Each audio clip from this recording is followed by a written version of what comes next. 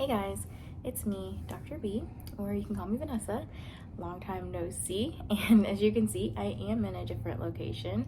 I'm actually visiting my best friend in North Carolina and told her I'm gonna run upstairs and do a video real quick. So I am participating in the Tarot Readathon that was created by Deja from Deja's Book World and Noelle from Noelle 7 Pages. And I will link their bios and their channels in the description below. But basically, if you're unfamiliar with the Tarot Readathon, you get a tarot deck. There's even some that are done virtually, so you don't have to go out and buy a deck or anything. But I ended up picking this cute Teddy Tarot deck, and it comes with 79 cards. So there are 22 major cards, 40 minor, 16 court, and 1 special. So the 1 special card is actually this, the Polar Lisa. And I thought what I would do is kind of tell you a little bit about the readathon. So every card is associated with a prompt. And I will also link the Word document in the description below that has what each card is associated with. So basically there are 4 teams. So we have Team Cups, Team Wands, Team Swords, and Team Pentacles. So I am on Team Pentacles. Every team has a upright card and a reverse card. So for Team Pentacles, the upright is every prompt or card completed counts for 25 extra points in the minor arcana trophy, and there's unlimited use for that one. The reversed is your TBR must include at least 1 book over 500 pages. And if you're reading an audio or an ebook, you need to check Goodreads. So I don't know if you can tell from here, but I actually have a couple of books that are over 500. Not that I needed, a million of them or anything, but I had a very ambitious June TBR. And I was very fortunate that the cards that I pulled initially I was able to associate them with the prompts that I pulled. So I initially pulled 9 cards, and I figured that once I finished a book, I would pull another card. So I do, this video is being filmed a little bit later than June 1st, but I was able to finish a couple of books in the first few days, and then I pulled a couple cards, so you'll get to see some bonus books. So the first card I pulled is the High Priestess. And the High Priestess book is to read a book with a mystery element. So I have chosen to read The Only Survivors by Megan Miranda, and this is actually a library book, so I'm able to read this with the audio and physically. This book sounds like there's some sort of really bad crash that happened while these students were in high school, and 9 of the people end up surviving, but a year later, one of the survivors, there's some trigger warnings, so I would check them. She dies, and the rest of the group makes a pact to come together to keep each other safe. But on the 10th anniversary, one of the survivors decided to kind of like distance themselves and kind of like goes missing. So this book is about trying to figure out kind of like the mystery of where this person went, and kind of sounds like they are brought back to the initial site where this crash occurred. So there's this mystery element to it. So The Only Survivors by Megan Miranda. Next card I pulled here is the 7 of Wands. And this card is to read a book that features a character who's facing a daunting challenge or adversity. So I have chosen to use Keeping 13. This is the 2nd book in the Boys of Tommen series, but what from little I know, there is, it's still following the story of Johnny and Shannon, and it sounds like Shannon is, if you know a little bit about her backstory, she does have to kind of overcome a very adverse situation. Family life's really poor. So this one is definitely going to be a good one, and it does meet the criteria for over 500 pages. It's actually 595 pages, so I'm very excited to get to this one. The next card that I pulled is the Ten of Swords. It's like so cute, but also like so gruesome. So for the Ten of Swords, it's to read a book featuring murder, and I chose 11/22/63 by Stephen King. So if you don't know, 11/22/63 is actually the day that JFK was assassinated. So the whole plot of this book is basically Jake Epping, he's in 2011 and goes back in time to essentially stop the assassination of JFK. There's a very small romance subplot in the book. It's very much historical fiction with an air of, mystery. There's a little tiny bit of horror here and there. But, overall, an assassination is a type of murder. If you didn't know, because I had a question about this when I picked the book, I was like, what's the difference between an assassination and a murder? But assassination is essentially a type of murder that is more so geared towards a famous person or a politician. So 11/22/63, and this is another, thick book. It's actually 849 pages. So second book over 500 pages. The next card that I pulled is the Six of Cups. And for Six of Cups, it's to read a book that brings you to a nostalgic time in your life. I wasn't super sure what to pick for this book, and I might change it, but this is the book I currently have, A Million Kisses in Your Lifetime by Monica Murphy.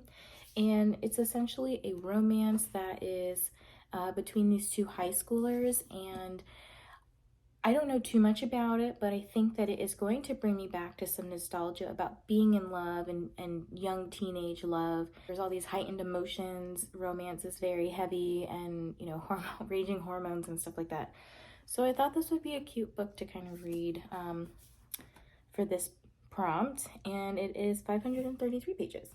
The next prompt I pulled is The Magician.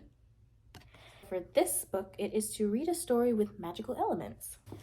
I chose The Atlas Six by Olivia Blake, and this one has a lot to do with magic, actually.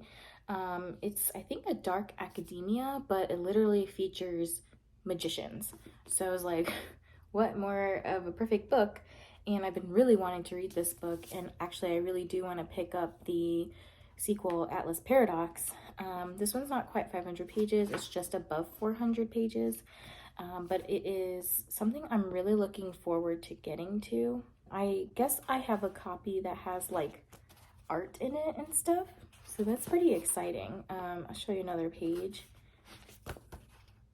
So, the next card that I pulled is actually Judgment, and this is kind of actually one of my favorite prompts. This prompt was to read a book that you've DNF'd, did not finish, or finish a book you've been currently reading for a long time. I've been reading All Roads Lead Here since October. I never really have DNF'd a book, but I started reading this in October of 2022 on a trip to Massachusetts to visit my grandmother and my uncle.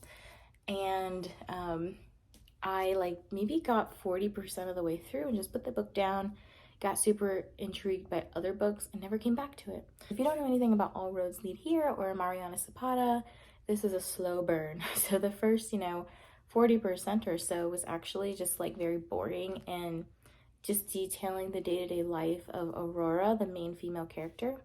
And then eventually it picks up once the two main characters connect and fall in love and all that stuff. So this book, super excited to finish and get through. Just really get this off my list. The next card I pulled is a 10 of Pentacles. And this card is to read a book focusing on family/legacy. So I picked Terms and Conditions by Lauren Asher. And this one is the second book in the Dreamland Billionaire series. It features Declan and Iris. And Declan's whole thing is he has to get married and have a baby with his wife in order to inherit the CEO position of Dreamland. This is one I've been waiting to get to for a while as well, and hopefully get to the third one at some point during this readathon too. Next prompt that I pulled is the Eight of Pentacles. So the Eight of Pentacles is to read a book where a character learns a new skill or has art in it. So I was highly recommended by a few friends to read There Are No Saints by Sophie Lark. So that is what I did, or I'm doing. And this book does have some art in it, just as you saw Atlas 6 did. Just kind of some black and white photos, and just showing you a couple of pages. I was told that it was kind of smutty and it's kind of based in the art world, but it sounds like there's some sort of murderous stuff that happens too, which definitely intrigued me. I'm super excited to get through this one. So each week, every team leader is going to pick a card that is going to be the significator prompt. And this week, Noelle actually pulled the Two of Pentacles. The Two of Pentacles is basically to read a book where the character faces a big decision. You are allowed to double up this card with a book that is on your TBR or part of the minor arcana. And I actually ended up putting 11/22/63 with that prompt. So I was able to get double points for reading this book for a book that features murder, and then also the Two of Pentacles.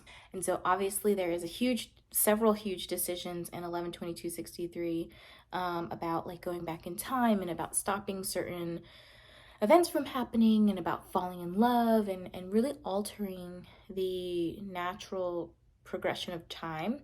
So I thought that was a really good book for that prompt. So as I mentioned before, I did pull some extra cards because I finished some books, but I wanted to kind of make this video actually before I read any of the books, but it didn't happen that way. So some of the books that you saw already, I actually already read, and that's why I have pulled some new cards and got new prompts.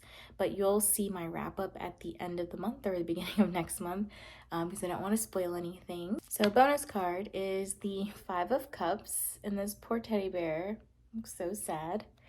Five of Cups is essentially to read a book that deals with themes of loss, grief, or disappointment. And I ended up picking You've Reached Sam. So this book deals with grief and loss, and basically Sam dies and is able to contact Julie and talk with her through her cell phone after he dies. And it just kind of goes through, trying to learn to let go and to live without her boyfriend and like what happened to him. So very sad story. The next bonus card I pulled is the Fool. This one is to read a book by a new to you author. So I actually got a couple of free ebooks. Well, they're not necessarily free, but because I'm a Barnes & Noble Premium member, I get access to a free ebook each month with a special code. And this past month, I picked Neon Gods by Katie Robert, and I'll post a little infographic here. But it's an ebook that I got, and I have not read anything by Katie Robert yet, so I'm excited to read that and give a new author a shot. And the last bonus book I have for you guys is the Two of Wands, and this book is to continue a series you've already started. And I did not bring this book with me, but I am planning on reading Twisted Hate by Anna Wong, and that's the third book in the Twisted Love series, I believe is what it's called. And super excited to get to that one because it's enemies to lovers, which is one of my favorite romance tropes. Anyways, thank you guys so much for tuning in to today's video. I hope that you take a moment to like, comment, and subscribe. Let me know what kind of videos you'd like to see in the future. I do have a couple planned for when I get back home, but also let me know if you're participating in this readathon, and don't forget that I do have some live sprints that I'm going to be hosting throughout the month. I'm not one of the official hosts for the readathon, but I do like to do sprints because one, they keep me kind of on task and focused and get through some of the books that I'm reading, but I also really love chatting and communicating with everyone in the book community. So thank you guys so much, and see you next time. Bye.